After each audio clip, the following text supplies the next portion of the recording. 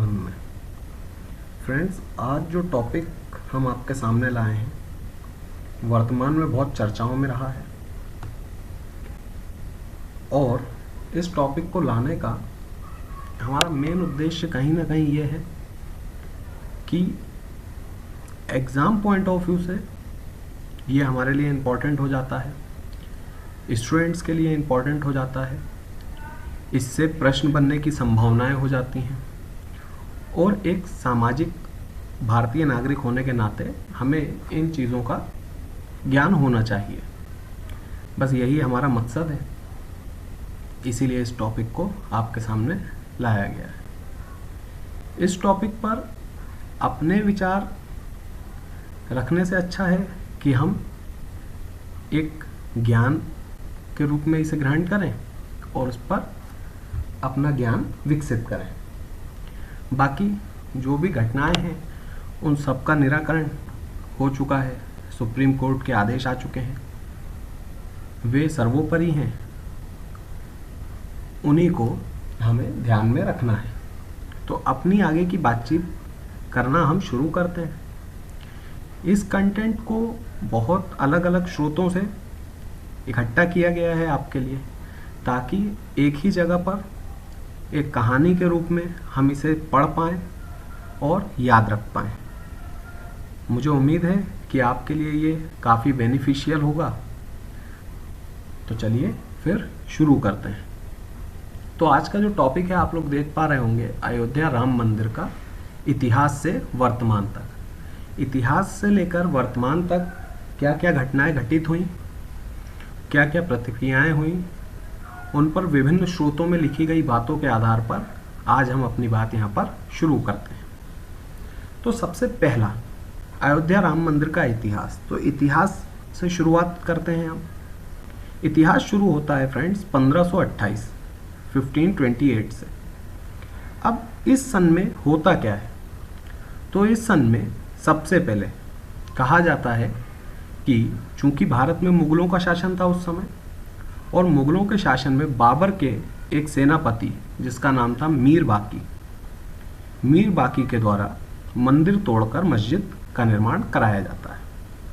ऐसा हिंदू भी कहते हैं कि हिंदुओं की मान्यताओं के अनुसार अयोध्या में भगवान राम का जन्म स्थान है और जहाँ पर मस्जिद का निर्माण किया गया वहाँ पर पहले मंदिर हुआ करता था।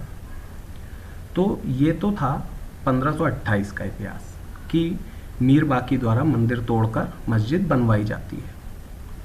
ये कहानी आगे बढ़ती है, घटनाएं आगे बढ़ती हैं समय दर समय, और सन आता है 1853 का।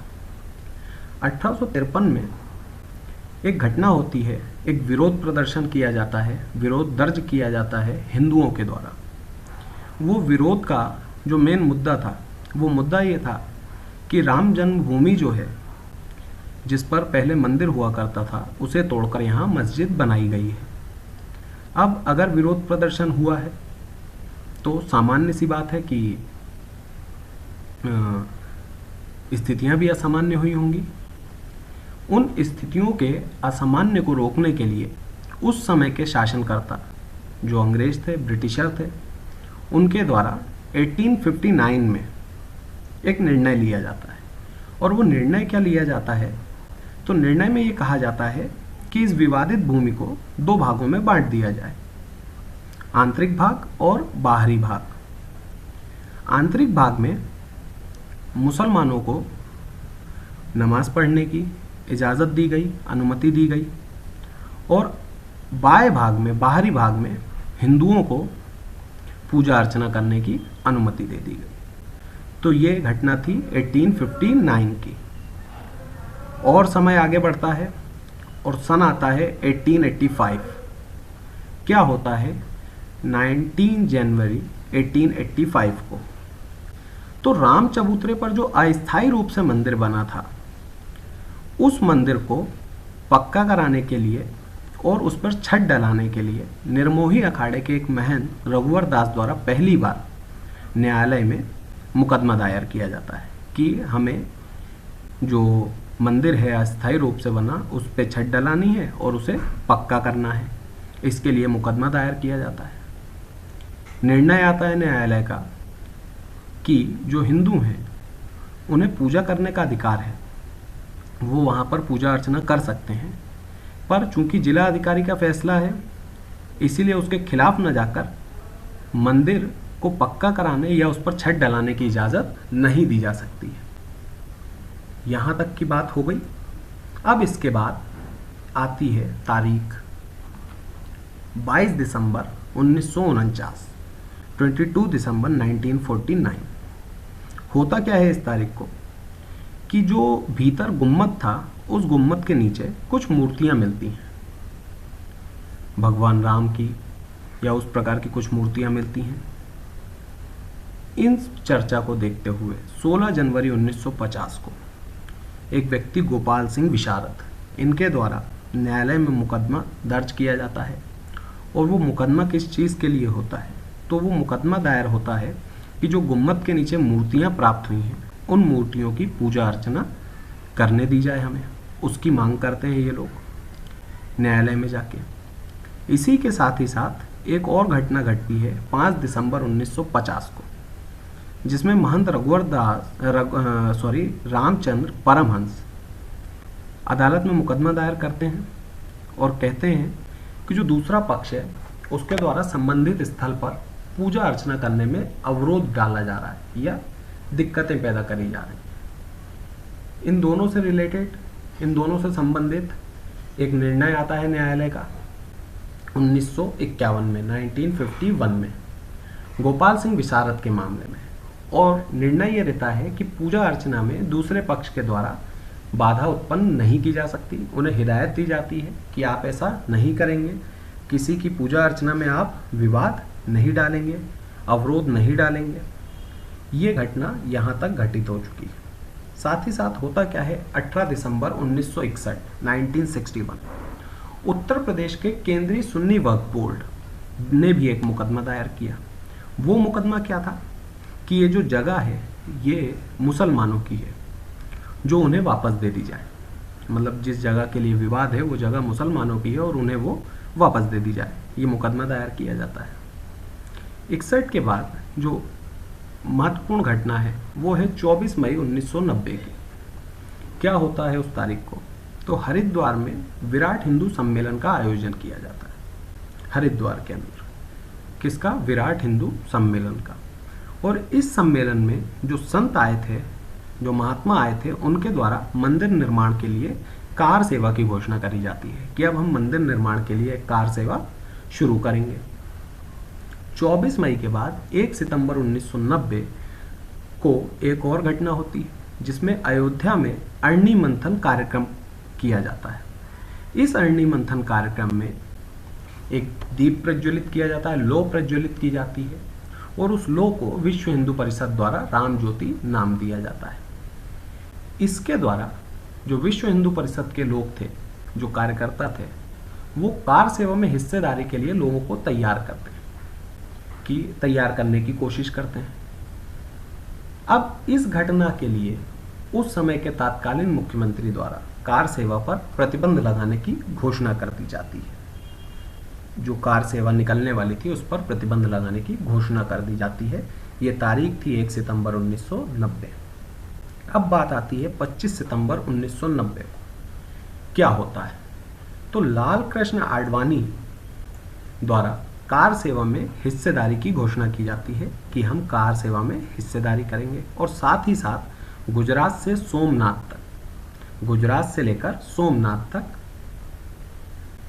गुजरात के सोमनाथ से लेकर अयोध्या तक, गुजरात के सोमनाथ से लेकर अयोध्या तक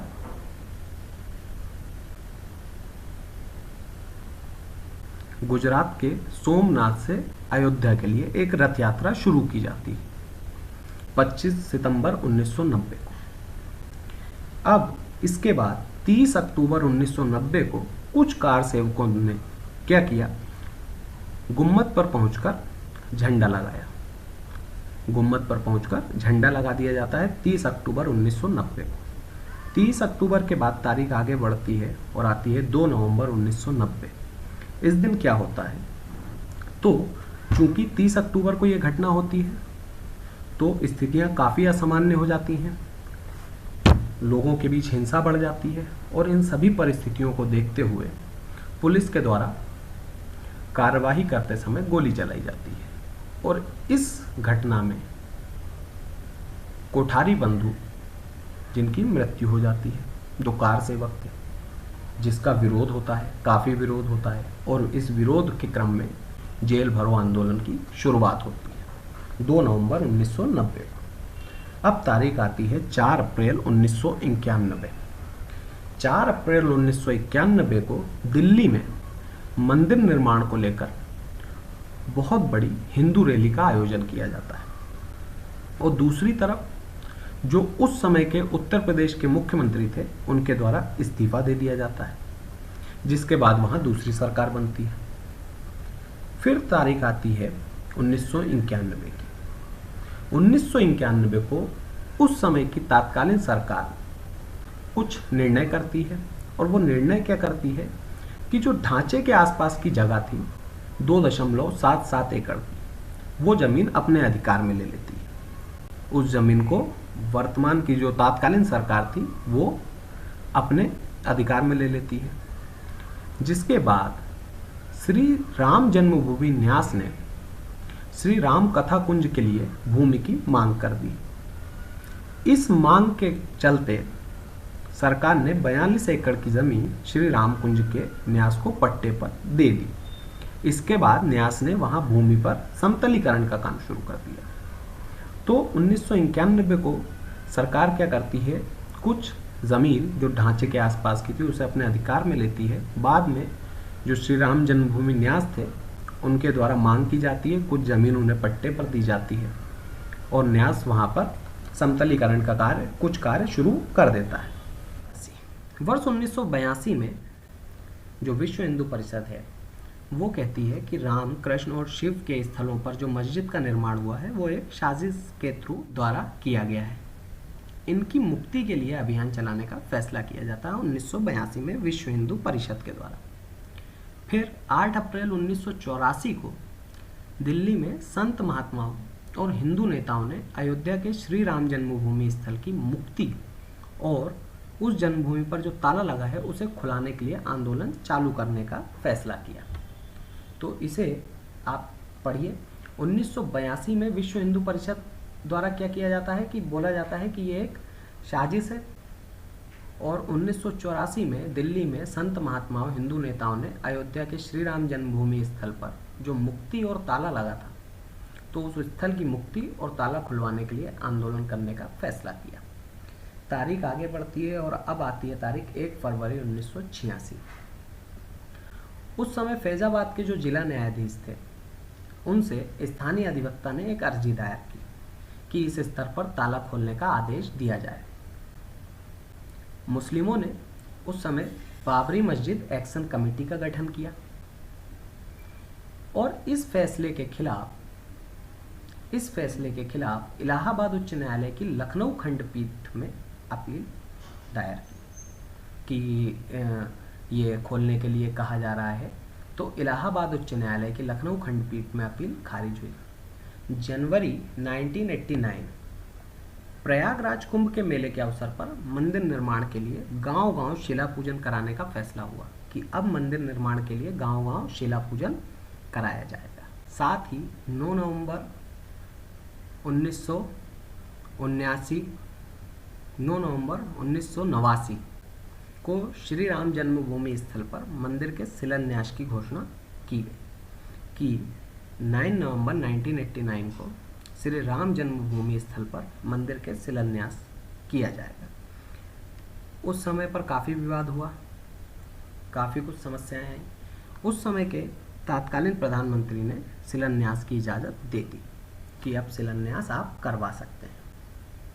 डेट आगे बढ़ती है, आती है 6 दिसंबर 1992।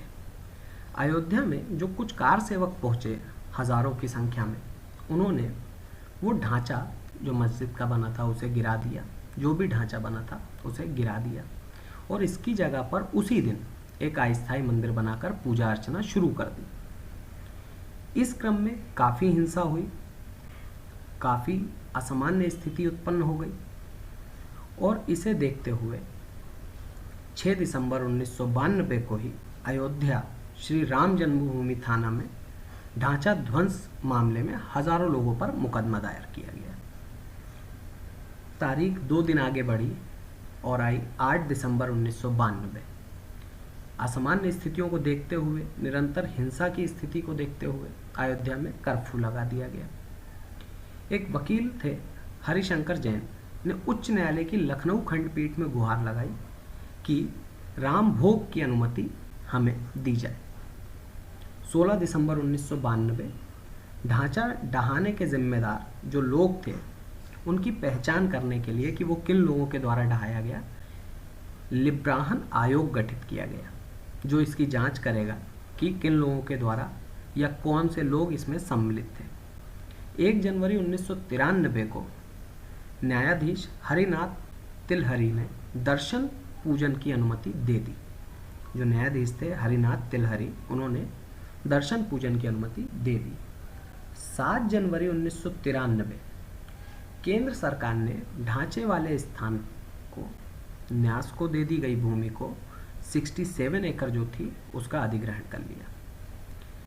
1993 7 जनवरी केंद्र सरकार द्वारा क्या किया गया कि जो न्यास को दी गई भूमि थी जिसे हम ऊपर पढ़ चुके हैं उसको स्वयं अधिग्रहण कर लिया, उस पर अधिकार कर लिया। अप्रैल 2002 उच्च न्यायालय की लखनऊ खंडपीठ ने विवादित स्थल का मालिकाना हक तय करने के लिए कि आखिर इस पर मालिकाना हक किसका है उसे तय करने के लिए सुनवाई शुरू कर दी और 5 मार्च 2003 को भारतीय पुरातत्व सर्वेक्षण को संबंधित स्थल की खुदाई का निर्देश दिया कि आप इस स्थल की खुदाई करें और वहाँ पर क्या साक्ष्य प्राप्त होते हैं उसकी रिपोर्ट हमें दें। उसके आधार पर कुछ निर्णय किया जा सकता है, आगे की कार्रवाई की जा सकती है, आगे की रूपरेखा बनाई जा सकती है। तो 5 मार्च 2003 को भारतीय पुरातात्विक सर्वेक्षण को संबंधित स्थल की खुदाई का निर्देश दिया गया।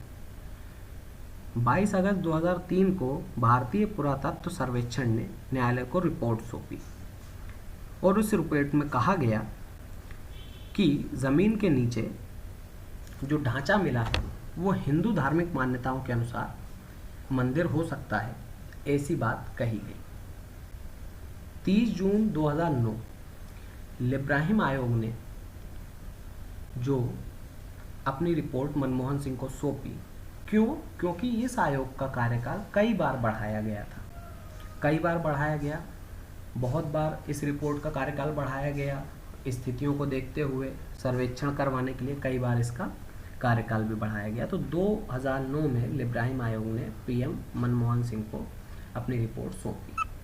30 दिसंबर 2010 इस स्थल पर 3 पक्षों, अब वो 3 पक्ष कौन से थे? श्री रामलला विराजमान, निर्मोही अखाड़ा और सुन्नी सेंट्रल वक्फ बोर्ड को बराबर बांटने का आदेश दिया गया। 30 सितंबर 2010 को 3 भागों में बांटा जाए इस भूमि को।